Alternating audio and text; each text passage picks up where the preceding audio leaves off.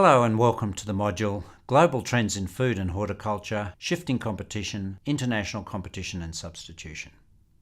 I'm Dr. David Monkton, Lecturer Agribusiness, University of Tasmania.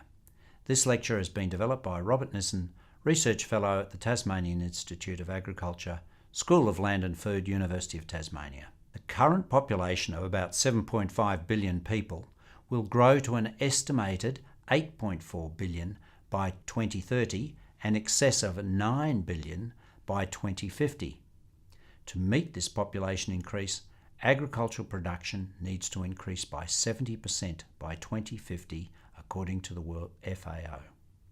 Today's crop production allocation is 62% for human consumption, 35% animal feed, and 3% for bioenergy. Global trade is imperative for food security. In the face of climate change and with the scarce land and water resources, we must rapidly address this challenge and lay in place the right frameworks to boost food production and freeze the environmental footprint of agriculture. Australia's rural industries will be impacted by significant change at global, national and local levels over the coming decades. This will create opportunities and challenges for small and large farm businesses.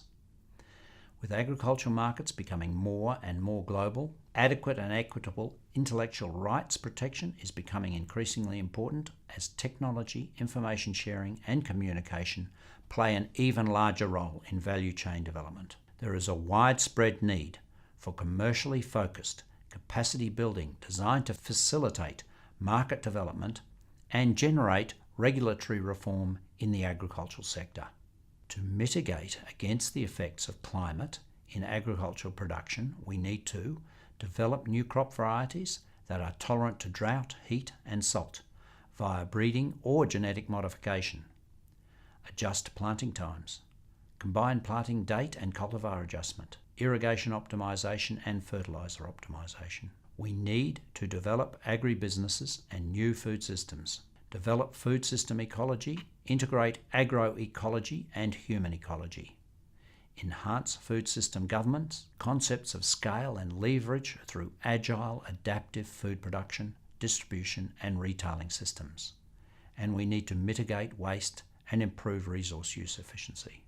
Competition to Australian agriculture. The first graph shows the market share of the 5 major agricultural exporters supplying these 5 markets. It highlights that the USA is the biggest supplier, although it has lost significant market share due to a number of factors, including US biofuels policies and the emergence of competition from countries like Brazil. The second graph shows average annual growth rates in the value of agricultural exports to these same 5 markets over 3 different periods. While the data highlights the spectacular growth rates in agricultural imports by these 5 nations, it also highlights that Australia is virtually the only major exporter to the region which has experienced a slowdown in annual growth rates. Most notable is the very rapid growth rates being achieved by New Zealand over recent years. This slide shows Australia's opportunity to diversify exports and grow new markets, particularly in Asia. Enhancing the reputation of Australia's products, organic, clean and safe products, selling food and fibre to China, and the opportunity for boutique products. In order to take advantage of the opportunities, we need to embrace deregulation, consolidate production, adopt greater scale economies, and maintain access to adequate streams of equity capital. Agricultural substitution from imports is an important factor to consider. What are the impacts from tariffs or quotas? Do they provide infant industries with protection? Should government provide subsidies and intervene in the marketplace?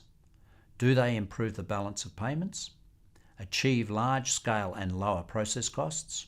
Reap the benefits of comparative advantage? Support or invest industries to replace imports? In this clip, we've looked at global trade and food security from an international perspective.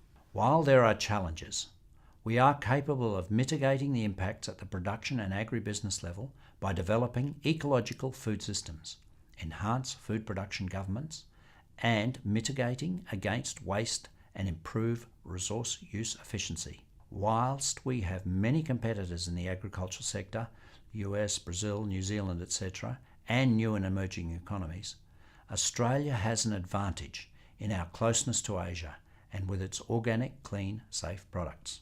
To remain globally competitive over recent decades, Australian agriculture has had to embrace deregulation and the need to consolidate production and adopt greater scale economies.